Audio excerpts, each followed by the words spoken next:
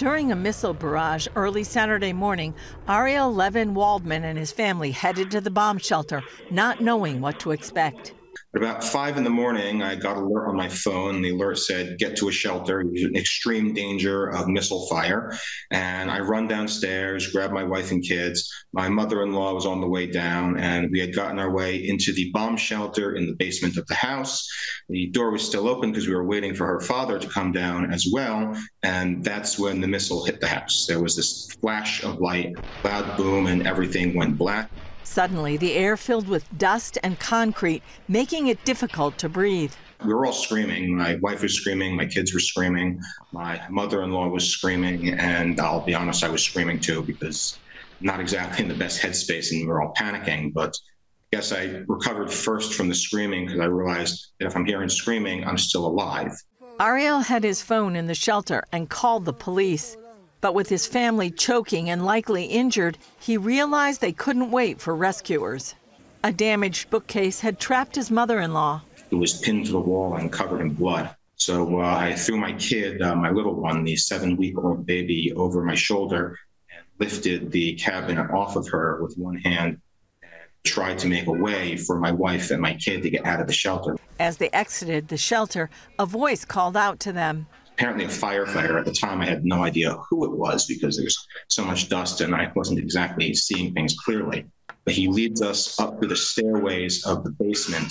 As he climbed out with glass in his bare feet, Ariel handed his baby to a rescuer so he could get out. There, his family's 2 cars lay buried under the rubble. A bit of a chaotic time because in the moment that I turned back to help my wife with the other kid, the paramedic had taken my baby to paramedic station into the streets and had no idea where she was. And people see me covered in blood and dust walking down the street in a daze screaming, "Where's my baby? Where's my baby?" And I think they thought the worst. Ariel, who works at Sheba Medical Center, said the hospital helped them out right away with more than medical attention. All of our worldly possessions, credit cards, our clothes were all smithereens.